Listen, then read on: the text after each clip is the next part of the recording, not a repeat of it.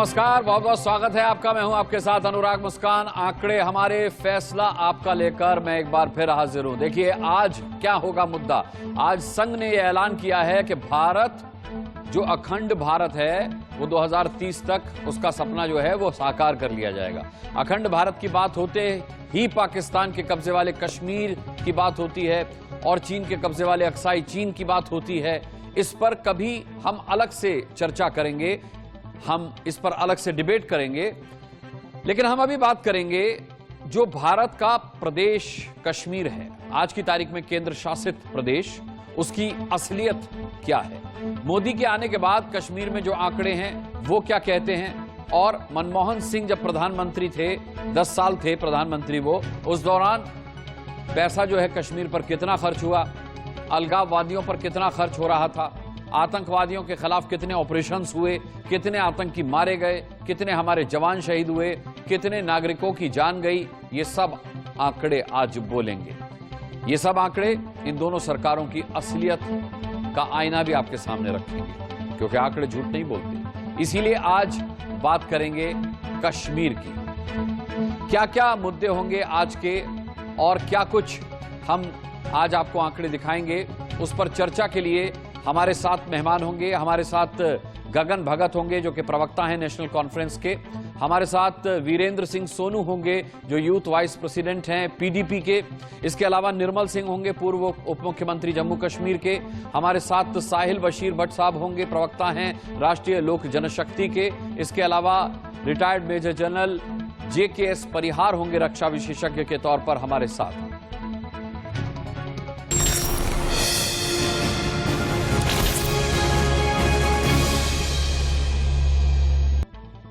तो देखिए, कांग्रेस की मनमोहन सरकार में कश्मीर में अलगाववादियों की सुरक्षा पर कितना खर्च हुआ, यहां एक एक करके आपके सामने आंकड़े आएंगे और वो आंकड़े असलियत बताएंगे। अलगाववादियों पर कितना खर्च हुआ, मनमोहन सिंह 10 साल प्रधानमंत्री रहे, अलगाववादियों पर मनमोहन सरकार के दौरान सालाना खर्च कितना था, उसमें केंद्र का हिस्सा कितना था और जम्मू कश्मीर सरकार का कितना था। 111 करोड़ रुपए अलगाववादियों पर मनमोहन सरकार में खर्च हुए सालाना। केंद्र का हिस्सा इसमें 90% था और जम्मू कश्मीर सरकार का हिस्सा 10% था। यह हिसाब किताब है मनमोहन सरकार का, जो 10 साल प्रधानमंत्री रहे, और अलगाववादियों पर यह खर्च का आंकड़ा है। आपको आंकड़ों में बताते हैं कि मनमोहन सरकार में एक साल में अलगाववादी नेताओं पर किस किस मद में खर्च हुआ, कितना हुआ, जो कुल मिलाकर के 100 करोड़ से ज्यादा होता था।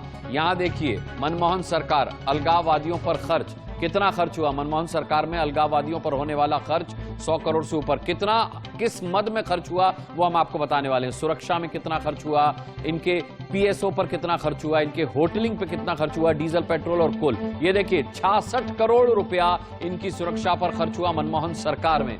35 करोड़ रुपया खर्च हुआ इनके PSO पर, जी हां PSO पर 35 करोड़ रुपया।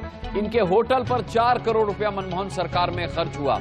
डीजल और पेट्रोल पर 6 करोड़ 2 लाख रुपए खर्च हुए और कुल मिलाकर के आप देखिए 111.2 करोड़ रुपया अलगाववादियों पर खर्च हुआ। हर मद में भी हमने आपको बता दिया कि देखिए सुरक्षा पर कितना खर्च हुआ, PSO पर कितना खर्च हुआ, होटल पर कितना खर्च हुआ, डीजल पेट्रोल पर कितना खर्च हुआ और कुल कितना खर्च हुआ। यह मनमोहन सरकार की बात है। कुल मिलाकर के 111 करोड़ और हर मद में भी आपको बता दिया। मोदी सरकार ने कश्मीर घाटी में अलगाववादियों पर होने वाले खर्च को बंद कर दिया। अलगाववादी नेताओं के मिलने वाले तमाम सरकारी सुविधाओं पर पाबंदी लगा दी और इस तरह से हर साल करीब 111 करोड़ रुपए की बचत हो रही है। मोदी सरकार का आंकड़ा आएगा आपके सामने। यहां पर मोदी सरकार के आंकड़े यहां क्या कहते हैं। मोदी सरकार अलगाववादियों पर खर्च, अब देखिए कितना खर्च होता है अलगाववादियों पर, कितनी बचत सालाना हो रही है केंद्र और राज्य को। ये क्योंकि पैसा बंद हो गया तो अब इसमें खर्च का तो सवाल ही नहीं उठता। अब जो खर्च होता था मनमोहन सरकार में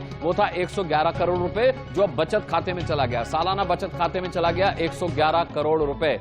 केंद्र को 99.90 करोड़ की बचत हो रही है और राज्य को 11.10 करोड़ की बचत हो रही है। तो यहां कुल मिलाकर के जो 111 करोड़ का आंकड़ा था खर्च के रूप में, जो खर्च के खाते में लिखा होता था, वो अब बचत के खाते में जुड़ गया है, वो अब बचत के खाते में आ चुका है। ये बदलाव आया है मोदी सरकार आने के बाद कश्मीर के अलगाववादियों पर होने वाले खर्च में। चलिए अब हम अपने मेहमानों से बात करेंगे। हमारे साथ गगन भगत साहब हैं, प्रवक्ता नेशनल कॉन्फ्रेंस के। सबसे पहले उन्हीं से बात किए लेते हैं। गगन भगत साहब, ये आंकड़े बता रहे हैं कि जो खर्च खाता था वो बचत खाता बन गया। सरकार बदल गई, मनमोहन सिंह की केंद्र में सरकार थी तो अलगाववादियों पर 111 करोड़ खर्च होता था, वही अब 111 करोड़ की बचत खाते में आ गया है। क्या प्रतिक्रिया है आपकी? अनुराग जी नमस्कार, और इंडिया न्यूज के सभी दर्शकों का मैं स्वागत करता हूं। और सबसे पहले मैं एक बात बताना चाहूंगा, ये जो आंकड़ों की आप बात कर रहे हैं, इसमें एक SRE होता है, सिक्योरिटी रिलेटेड एक्सपेंडिचर, वो पब्लिक नहीं किया जाता। वो जो केंद्र सरकार होती है, एजेंसियां होती हैं, वो खर्चा करती हैं और उसको लेकिन पब्लिक नहीं किया जाता।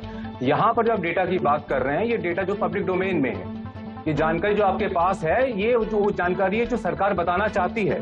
लेकिन SRE और ऐसे कुछ मुद्दे होते हैं, ऐसे कुछ फंड्स होते हैं जो अनडिस्क्लोज फंड्स इनको कहते हैं, वो डिस्क्लोज नहीं करते हैं। आज सवाल ये नहीं है किस सरकार ने क्या किया, किस सरकार की क्या नीति थी। आज अगर मैं बात करूंगा तो बात करूंगा कि जम्मू कश्मीर के निवासियों को क्या मिला इसमें से।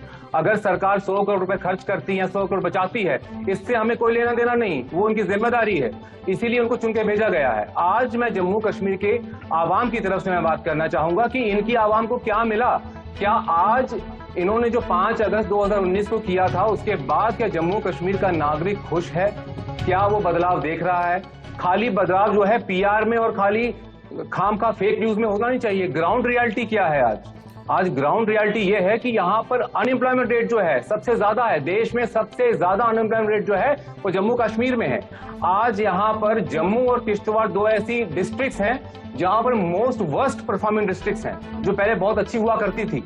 आज यहाँ पर देखेंगे कि विधानसभा चुनाव जो है लगातार टाले जा रहे हैं, और आज जब डिलिमिटेशन होती है तो डिलिमिटेशन कमीशन एक इंडिपेंडेंट बॉडी बनने की बजाय बीजेपी कमीशन बन के काम करती है, और यहाँ पर जितनी भी असेंबली सेगमेंट्स हैं उनको ताड़ फाड़ किया जाता है, और जो बीजेपी के नेतागण हैं ये उनके इशारे पर डिलिमिटेशन होती है। और आज जो संविधान की धज्जियां उड़ाई जा रही हैं, ये सब यहाँ पर बैठकर देख रहे हैं। जम्मू कश्मीर का नागरिक देख रहा है, जम्मू कश्मीर का नौजवान देख रहा है, युवा देख रहा है।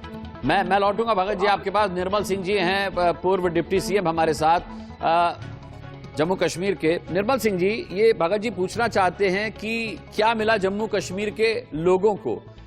लाख उन्होंने चीजें गिना दी कि भाई ये कमियां हैं।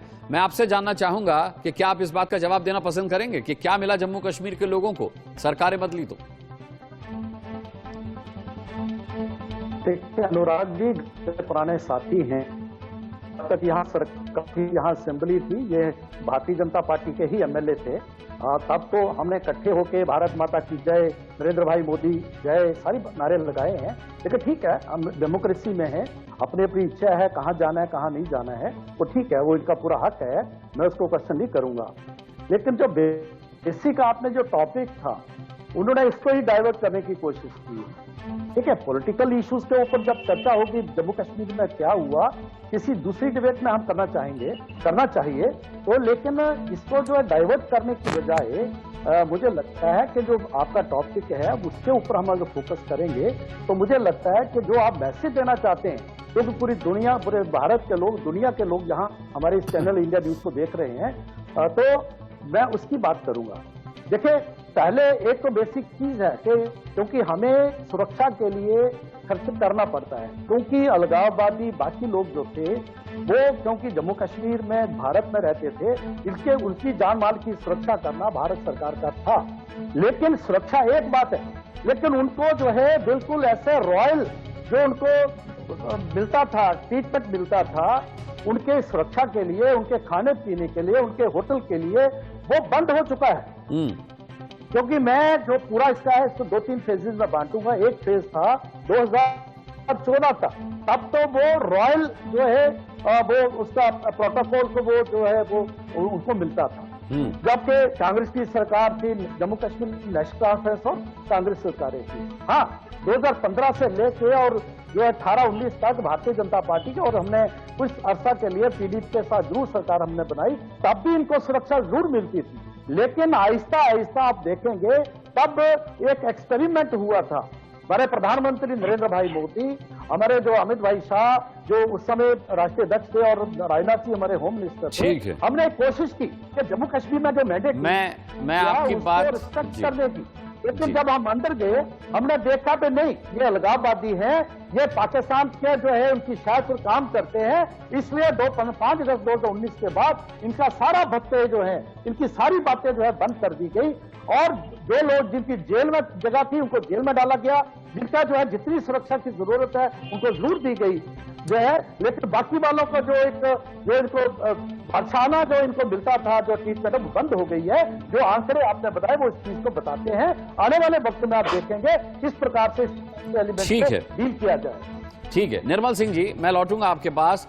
Virendra Singh Sonu ji, youth vice president हैं आप पीडीपी के, क्या आप निर्मल सिंह जी की बात को सेकंड करते हैं? क्या उनकी बात पर मोहर लगाते हैं, क्योंकि आपने तो सरकार चलाई है उनके साथ मिलकर?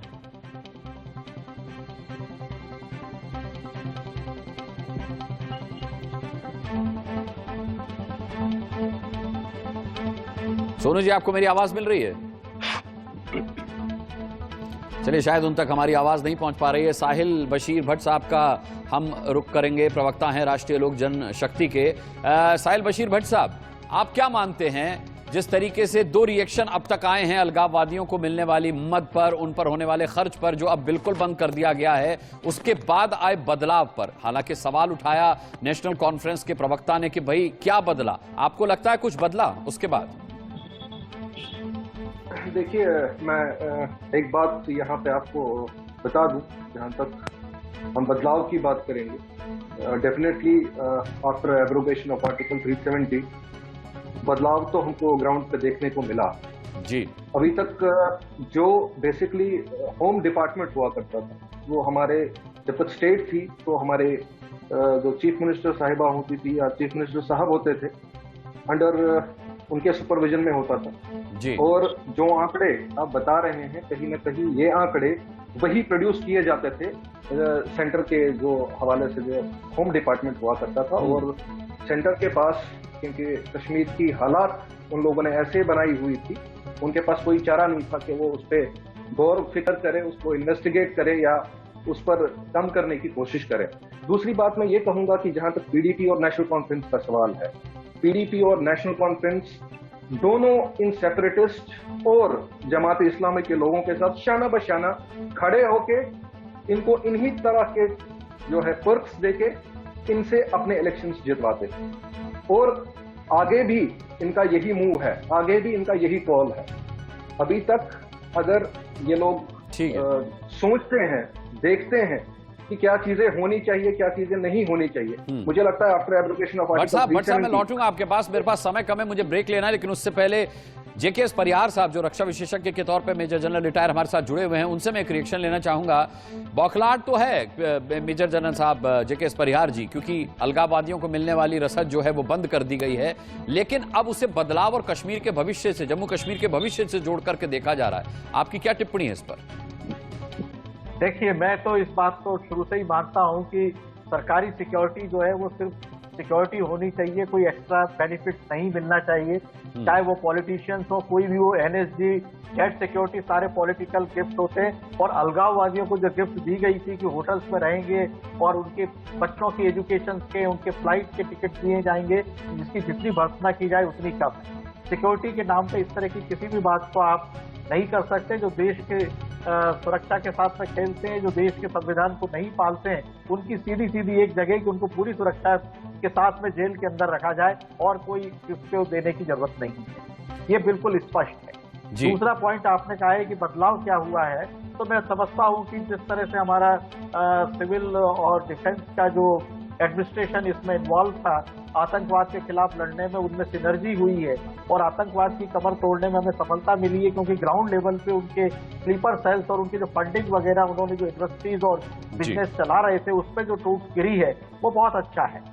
चौथा, अब आगे आके भविष्य में हमें इसको सॉलिडिफाई करने के लिए इलेक्शन जल्दी होना चाहिए और सारे जितने भी वहां पर डेमोक्रेटिक प्रोसेस में भाग लेने वाले राजनीतिक दल हैं वो देश के नाम पे इसमें भाग लें और जम्मू कश्मीर में जो विकास की धारा आगे जो अभी बह रही है उसको और आगे बढ़ाएं। आतंकवादियों को किसी भी तरह का वीवीआईपी ट्रीटमेंट देने की कोई जरूरत नहीं है, उनकी जगह जेल में है, उनको ट्रायल करके कड़ी से कड़ी सजा दी जानी चाहिए, यही बहुत जरूरी है। बहुत सटीक टिप्पणी आपने जेके परिहार साहब की है। सभी का रिएक्शन हो चुका है। अब यहाँ एक वक्त ब्रेक का है, लेकिन मैं आपको ये बता दूं कि जब हम ब्रेक से वापस लौटेंगे तो बताएंगे आपको कि मनमोहन सरकार में कितनी आतंकी घटनाएं हुई, कितने आतंकी मारे गए, कितने जवान शहीद हुए, और इसका कंपैरिजन करेंगे। एक आंकड़ा हम ये भी दिखाएंगे कि मोदी के सत्ता में आने के बाद, मोदी के प्रधानमंत्री बनने के बाद क्या उन घटनाओं में कमी आई या इजाफा हुआ। बस कहीं मत जाइएगा, बने रहिएगा इंडिया न्यूज के साथ। बहुत जल्द वापस आ रहे हैं। ब्रेक के बाद एक बार फिर आपका स्वागत है। जैसा कि मैंने ब्रेक पर जाने से पहले वादा किया था कि जब हम लौटेंगे तो आपको बताएंगे कि भाई मनमोहन सिंह सरकार और मोदी सरकार में आंकड़े क्या कहते हैं, कितनी आतंकी घटनाएं हुई, कितने आतंकी मारे गए, कितने जवान शहीद हुए। तो अब हम आपके सामने ये आंकड़ा पेश करेंगे। मनमोहन सिंह की सरकार में अलगाववादियों को सरकारी सुविधाएं और सुरक्षा मिल रही थी, बावजूद इसके घाटी में आतंकी हमले बंद नहीं हो रहे थे। ये मैं नहीं बताऊंगा, आंकड़े आपको बताएंगे। मनमोहन सरकार के समय में कश्मीर में आतंकी घटनाएं, कितने आतंकी हमले हुए वो देखिए, 9,739 आतंकी हमले, और हमारे जवान कितने शहीद हुए, हमारे जवान शहीद हुए 1055। गृह मंत्रालय का स्रोत है ये, गृह मंत्रालय के आंकड़े हैं। मनमोहन सरकार में कश्मीर में आतंकी घटनाएं 9,739 आतंकी घटनाएं हुई, आतंकी हमले हुए, और दुर्भाग्य से हमारे 1055 जवान शहीद हुए। अब यहां आंकड़ा बदलेगा, मनमोहन सरकार की जगह मोदी सरकार का आंकड़ा आएगा और हम देखेंगे कि मोदी सरकार में कश्मीर में कितनी आतंकी घटनाएं हुई। ये देखिए आतंकी हमले कितने हुए और जवान शहीद कितने हुए। अब यहां पर आंकड़ा आएगा, 1708 आतंकी हमले हुए मनमोहन सरकार में, लेकिन 339 जवान शहीद हुए। बेशक ये मोदी सरकार का आंकड़ा है, जवान शहीद होने का आंकड़ा है 339, ये भी दुर्भाग्यपूर्ण है, लेकिन 1000 से ज्यादा जवान शहीद हुए थे जब मनमोहन सरकार थी, और अब जवान शहीद हुए हैं 339। आतंकी हमले 1708, यानी मनमोहन सरकार के मुकाबले आतंकी हमले भी कम हुए मोदी सरकार के टेन्योर में। जम्मू कश्मीर में मोदी सरकार ने जब से आर्टिकल 370 खत्म किया, तब से आतंकी घटनाओं में कमी आई है, और ये कमी 50% से ज्यादा है। अब इसके आंकड़े भी देख लीजिए कि मोदी सरकार में आतंकी हमले कितने हुए 370 हटने के बाद। मोदी सरकार 370 हटने के बाद आतंकी हमले, आतंकी घटनाएं, आतंकी मारे गए, जवान शहीद और आम नागरिकों की मौत, इसके अलावा आतंकी घटनाओं में कमी। कंपैरिजन देख लीजिए, आतंकी घटनाएं 370 हटने के बाद 211 हुई हैं, 194 आतंकी मारे गए हैं, 39 जवान शहीद हुए हैं, 49 जवान शहीद हुए हैं, इसके अलावा आम नागरिकों की मौत 45 आम नागरिक मारे गए हैं, और आतंकी घटनाओं में 50% से ज्यादा की कमी आई है। ये 370 हटने के बाद तस्वीर बिल्कुल पलट गई। आतंकी घटनाएं तो हुई, लेकिन केवल 211 आतंकी मारे गए, 194। ये बहुत बड़ी संख्या है, क्योंकि पहले इतने आतंकी मारे नहीं जाते थे और अपने नापाक मंसूबों को अंजाम देने में कामयाब हो जाते थे। आप देखते रहे कि 49 जवान शहीद हुए, 45 आम नागरिकों की मौत हुई, और कुल मिलाकर के 50% से ज्यादा आतंकी घटनाओं में कमी आई। चलिए, जेके परिहार साहब हमारे साथ हैं, हमारे साथ गगन जी हैं। गगन भगत जी, सबसे पहले आप ही का रिएक्शन लूंगा, क्योंकि आप नेशनल कॉन्फ्रेंस से आते हैं और हम कंपैरिजन कर रहे हैं मोदी सरकार के समय में और मोदी सरकार के समय में। ये आंकड़े आपने देखे, आपकी टिप्पणी। अनुराग जी, मैं बहुत जिम्मेदारी से एक बात साफ कहना चाहता हूं कि जब हमारी देश की सुरक्षा की बात होगी, देश की बात होगी, नागरिकों की बात होगी, तो उस समय नेशनल कॉन्फ्रेंस जो है, कोई भी राजनीतिक दल जो सत्ता में होगा, जो केंद्र में होगा, उसका कंधे से कंधा मिला के साथ देगी। नंबर 1। नंबर 2, आप अपनी जो भी आपकी सिक्योरिटी पॉलिसी है उसको आप चेंज करते हैं, इनहैंस करते हैं, कैसे इन्फोर्स करते हैं, ये हर एक जो डिस्पेंशन होती है, जो भी सरकारें होती हैं, वो जो सरकारी अफसर हैं जो तैनात हैं, आपने देखा होगा कि जो अफसर पहले तैनात थे यहाँ पर, वही अफसर जो है अभी भी तैनात है यहाँ पर। लेकिन क्या होता है कि अगर घटनाएं में कमी आई है तो इसमें केवल किसी राजनीतिक दल का या किसी व्यक्ति विशेष का कोई रोल नहीं है इसमें हमारा वो नौजवान है, आज वो हमारे जो जवान हैं, आज जो हमारे सिक्योरिटी फोर्सेस हैं, आज जो ऑफिसर्स हैं, जो लेकिन गगन भगत जी आपके समय में तो उन पर पत्थर फेंकते थे जो अब नहीं फेंकते हैं। इस अंतर को भी तो महसूस कीजिए, इसको भी तो स्वीकार कीजिए। देखिए जी क्या हो रहा है यहाँ पर कि आज जो वैली से सही न्यूज है, जो सही चीजें हैं वो बाहर नहीं आ रही हैं। आज सिर्फ वही न्यूज आ रही है। आपने देखा कि वहां कश्मीर प्रेस क्लब का क्या हाल हुआ, वहां पर सही मायने में जो ओरिजिनल न्यूज तो नहीं आ रही है, जो न्यूज आ रही है वही आ रही है जो दिखाना चाहती है सरकार। मैं यहाँ कह रहा हूँ कि इस समय जम्मू कश्मीर की हालत एक रोग पुलिस स्टेट की है, ब्यूरोक्रेसी हावी है। मैं कंपैरिजन की बात कर रहा हूँ, इस वक्त के हालात पर भी एक डिबेट कर लेंगे और गगन भगत जी आपको बुला लेंगे उसमें। क्या आप ये नहीं मानते कि आतंकी घटनाओं में कमी आई है, आतंकी ज्यादा मारे जाने लगे हैं? हमारे जवान, एक जवान का शहीद होना भी मैं बहुत दुर्भाग्यपूर्ण मानता हूं, लेकिन उसके आंकड़े में भी बहुत जबरदस्त गिरावट आई है। और इसके अलावा जिन जवानों को आप क्रेडिट दे रहे हैं, पूरा देश उन जवानों को क्रेडिट देता है, लेकिन उन पर पथराव होता था, अब वो पथराव नहीं होता, इसीलिए वो और मुस्तैदी से देश की सेवा कर पाते हैं। ये तो आप स्वीकार करिए।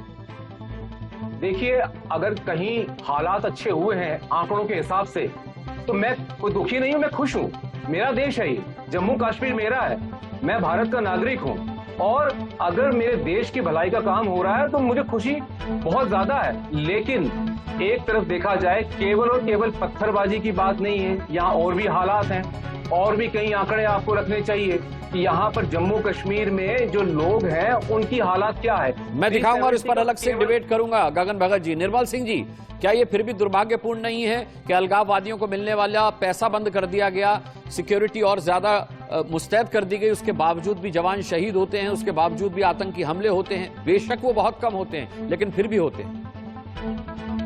देखिए अनुराग जी, ये हम प्रॉक्सी वार में हैं।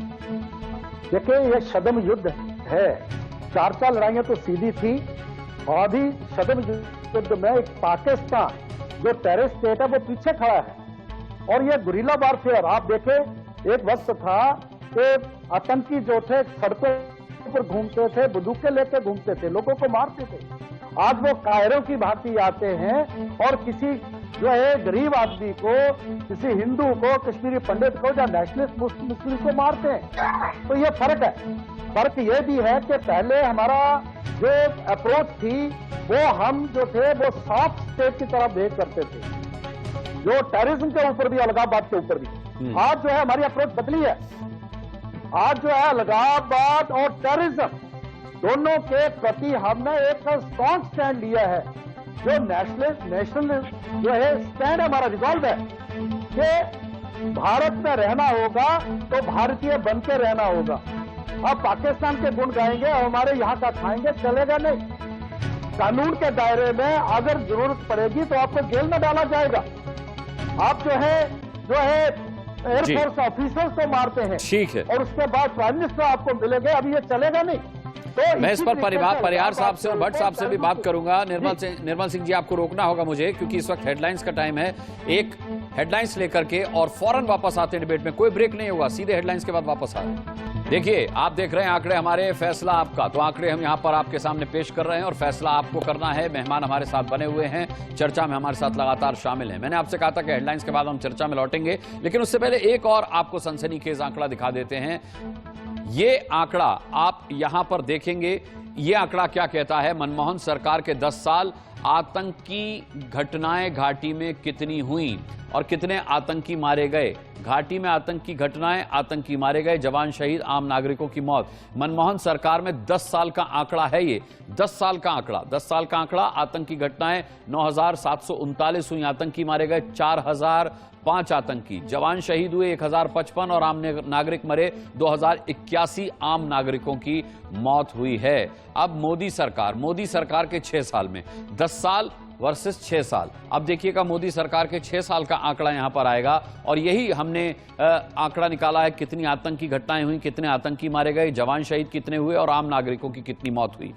2302 आतंकी घटनाएं हुई, 9739 मनमोहन सरकार में हुई थी 10 साल, और ये 6 साल का आंकड़ा। आतंकी मारे गए 995 आतंकी मारे गए, 419 जवान शहीद हुए और 177 आम नागरिकों की मौत हुई। ये जवान शहीद और आम नागरिकों की मौत का आंकड़ा बेहद दुर्भाग्यपूर्ण है। तैयारी ऐसी होनी चाहिए कि न एक भी आम नागरिक की मौत हो और न एक भी जवान शहीद हो। लेकिन सवाल ये उठता है कि फिर भी लगाम नहीं कसी जा सकी। लगाम तो कसी जा रही है, लेकिन बेहद दुर्भाग्यपूर्ण गगन भगत साहब ये भी है कि जिस वक्त मनमोहन सरकार के 10 साल के कार्यकाल का हम आंकड़ा देखते हैं तो लगभग 10,000 आतंकी घटनाएं सामने आती हैं। अगर मोदी सरकार का ये आंकड़ा देखते हैं तो घटनाओं में बहुत ज्यादा कमी हमें देखने को मिलती है। तो कुल मिलाकर के देखा जाए तो अगर इच्छा शक्ति हो तो आप लगाम लगा सकते हैं, नापाक मंसूबे कितने भी मजबूती के साथ क्यों ना पेश आए। अनुराग जी, मैं ये बात आपको बताना चाहूंगा कि जो आंकड़े आप बता रहे हैं यूपीए 1 और 2 वर्सेस मोदी सरकार, मैं आपको कहना चाहूंगा शायद यूपीए 1 के पहले अटल बिहारी वाजपेयी साहब की गवर्नमेंट थी। हाँ। आप ऐसा देखें, अटल बिहारी वाजपेयी जी, यूपीए 1, यूपीए 2, मोदी सरकार। आप देखेंगे अटल बिहारी वाजपेयी जी की जो सरकार थी उसमें आतंकवादी हमले घटनाएं ज्यादा हुई, यूपीए 1 में कम हुई। मैं उनको मेडल नहीं दे रहा गगन जी, मैं उनको मेडल नहीं दे रहा। मैं तो खुद कह रहा हूं कि इच्छा शक्ति अगर मजबूत हो तो कितने भी नापाक मंसूबों के साथ, मजबूती के साथ कोई आतंकी आए वो सक्सेसफुल नहीं हो सकता।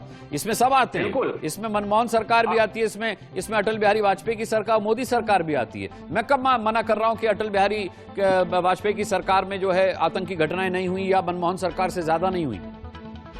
देखिए, कोई भी सरकार केंद्र में होगी वो कभी नहीं चाहेगी कि वो देश की रक्षा ना करे, क्योंकि देश की रक्षा करना हर नागरिक का, हर पॉलिटिकल पार्टी का काम होता है, वो कर भी रही है। आज बात ऐसी है कि यहाँ पर हमने हर एक चीज को अपने एंगल से देखना है। अगर यहाँ पर देश की सुरक्षा की बात है तो यहाँ के नागरिक कहाँ जाएंगे? यहाँ के नागरिक जो हैं उनके भी मूलभूत सुविधाएं मिलनी चाहिए।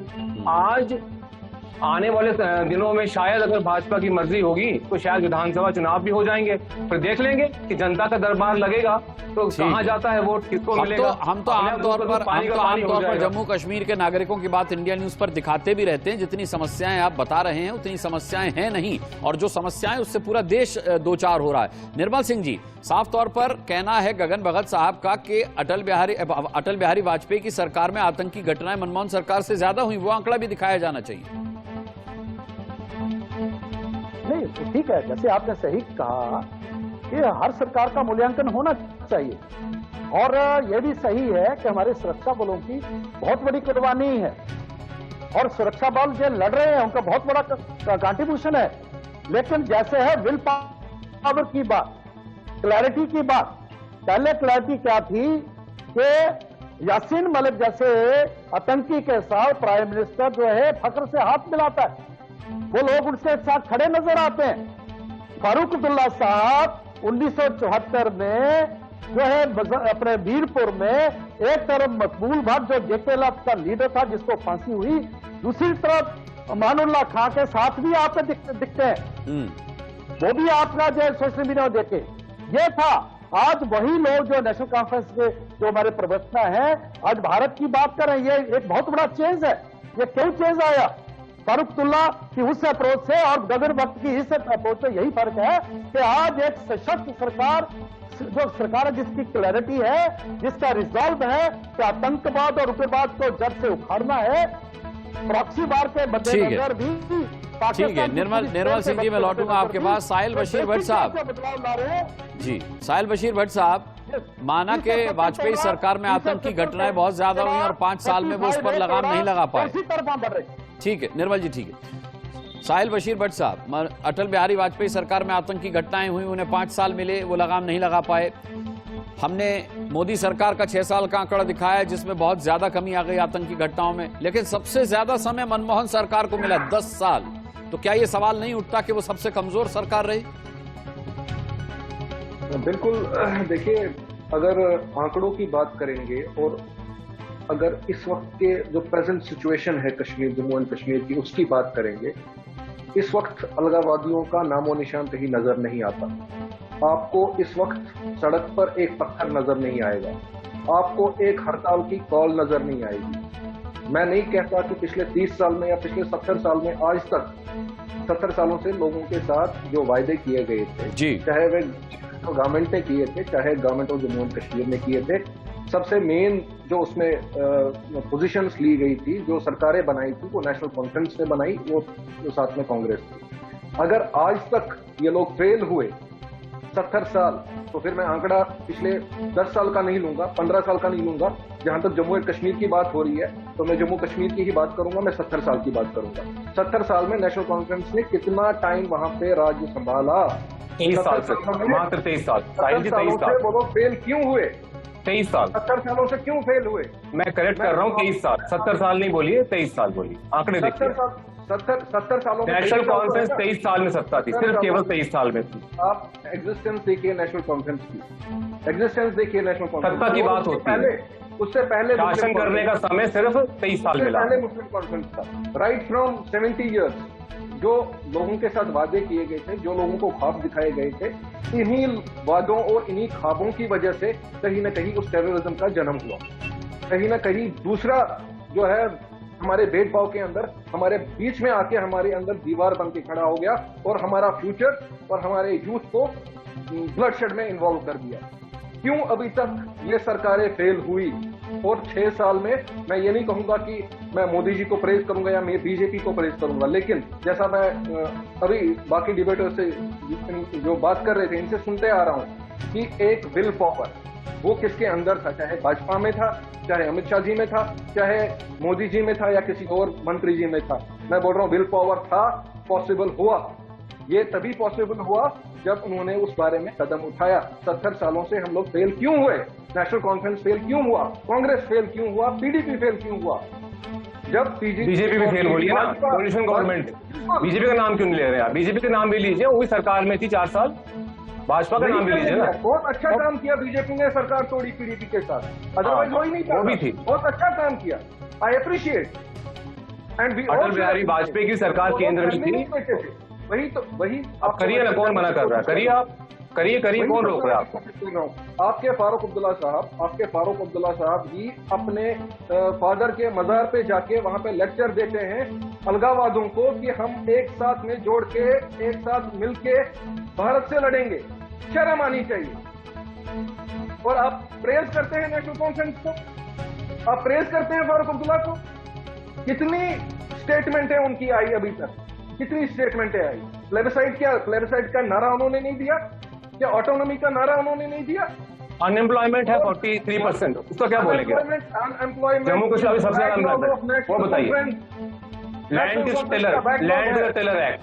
टिलर एक्ट दी, दलितों को मिला, जमीन मिली, पूरे देश में दलितों कहीं कुछ नहीं मिला। लैंड टू टिलर लाए, वो बताइए। लोगों को भी फिर सच चलिए, इन मुद्दों पर आज के मौजूदा हाल पर भी मैं एक आंकड़ा पेश करूंगा और इस पर भी हम डिबेट करेंगे। बशीर साहब आपको और गगन साहब आपको दोनों को रोकना चाहूंगा। मेजर जनरल रिटायर्ड जेके परियार साहब हमारे साथ जुड़े हुए हैं, उनका एक रिएक्शन लेना चाहूंगा, समय भी मेरे पास कम है। जेके परियार साहब, मनमोहन सरकार को 10 साल मिले आतंकी घटनाओं पर लगाम कसने के लिए, जम्मू कश्मीर के हालात सुधारने के लिए। अलगाववादियों पर खर्च 111 करोड़, आतंकी घटनाएं लगभग 10,000। मोदी सरकार के आने के बाद ये 111 बचत खाते में, क्योंकि अलगाववादियों को मिलने वाला पैसा बंद हो गया और आतंकी घटनाएं भी कम हो गई। इन दोनों आंकड़ों को जब जोड़ते हैं तो क्या आकलन निकलता है? देखिए, ये बहुत ही संवेदनशील मामला है और मैं इसको आंकड़ों के ऊपर मैं बिल्कुल कतई नहीं जाना चाहूंगा, क्योंकि जहां मैं आज बैठा हुआ हूं उसमें मुझे किसी भी पॉलिटिकल ग्रुप के साथ अलाइन होता देखना मेरे लिए ठीक नहीं होगा। तो मैं कह रहा हूं कि ये बहुत अति संवेदनशील राष्ट्रीय सुरक्षा का मुद्दा है और ऐसे मुद्दे जो होते हैं उसमें हमें कंसेंसस की जरूरत होती है, जिसमें हमारे अपोजिशन और रूलिंग पार्टी दोनों को मिलके एक एजेंडा बिल्कुल ठीक है। इसमें जो प्रॉक्सी वार जो निर्मल सिंह जी ने बताया है, वो खास झगड़े की जड़ पाकिस्तान है और उसके साथ तालिबान आ गया है। अब आप अगली सरकार जो पाकिस्तान की अभी जो बनी है, उसके आने के बाद में घटनाएं ना बढ़े, वो हमारी सबसे बड़ी चिंता होती है। इस सरकार में अच्छा काम क्या हुआ वो मैं आपको बताता हूँ कि जो सिविल एडमिनिस्ट्रेशन और जे.एंड.के पुलिस में जो इन्फिल्ट्रेशन था एंटी इंडियन ग्रुप का, वो आइडेंटिफाई करके उनकी कमर तोड़ी गई है, बहुत अच्छी बात हुई है। उसके अलावा जो वहां से जो फॉरेन फंडिंग के लिए जे.एंड.के के अंदर दिल्ली में और दूसरी जगह पे इन लोगों ने बिजनेस बना रखे थे, इन्वेस्टमेंट होते थे, वो आइडेंटिफाई करके तोड़े गए हैं। उस वजह से स्लीपिंग सेल्स उनके पकड़ में आए हैं। ये बहुत अच्छी बातें हुई हैं, ये हमारी राष्ट्रीय सरकार की बहुत बड़ी सफलता की बात है। अब आगे इसको कंसोलिडेट करने के लिए हमें ये प्रेशर उन पर बनाए रखना होगा। आतंकवादियों को कोई जगह नहीं है सिवाय जेल में रखने की, कोई होटल, कोई वीआईपी ट्रीटमेंट कतई कोई जरूरत नहीं है। और चौथी महत्वपूर्ण बात यह है कि वहां पर विश्वास का वातावरण बनाने के लिए हमें हर पार्टी, हर पॉलिटिकल पार्टी जो रजिस्टर्ड है, जो भारत के संविधान को पालन करती है, उनको हमें उनके खिलाफ ना बोलते हुए सबको साथ लेके J&K में जितनी जल्दी पॉलिटिकल जो डायमेंशन शुरू होते हैं, सिविल गवर्नमेंट आएगी। मैं समझता हूं कि उसके बाद में पाकिस्तान से होने वाली हरकतों को हम और अच्छी तरह से काबू में कर पाएंगे। नेशनल कंसेंसस मेरे हिसाब से सबसे बड़ी जरूरत है, बजाय हम अपने कपड़े एक दूसरे के नाम पे धोते रहे, वो बिल्कुल गलत। जाहिर सी बात है, बहुत अच्छी बात, बहुत अच्छे नोट पर आपने अपनी बात खत्म की है। JK परिहार साहब, नेशनल सिक्योरिटी से जुड़ा हुआ मामला है और हम दिख रहे हैं कि सिक्योरिटी को लेकर के मोदी सरकार जिस तरीके से प्रतिबद्ध है, कटिबद्ध है, उसी दिशा में वो आगे भी बढ़ रही है और उसके नतीजे भी सामने आ रहे हैं। जिस तरीके से गगन साहब आज के हालात का मुद्दा उठा रहे हैं, उस पर भी हम कोशिश करेंगे आंकड़े जुटाएं, उन्हें बुलाएं और उस पर भी हम डिबेट करें। फिलहाल आज आंकड़े हमारे फैसला आपका में इतना ही। गगन जी, भट्ट साहब, निर्मल सिंह जी और JK परिहार जी, आपका बहुत बहुत धन्यवाद हम करना चाहेंगे। लेकिन कल शाम 7 बजे फिर एक अलग मुद्दे पर आंकड़े लेकर के आपके सामने हाजिर होंगे। मेहमान हमारे साथ होंगे, आंकड़े हमारे होंगे, फैसला होगा आपका। आज के लिए इजाजत दीजिए, बहुत बहुत नमस्कार, शुक्रिया।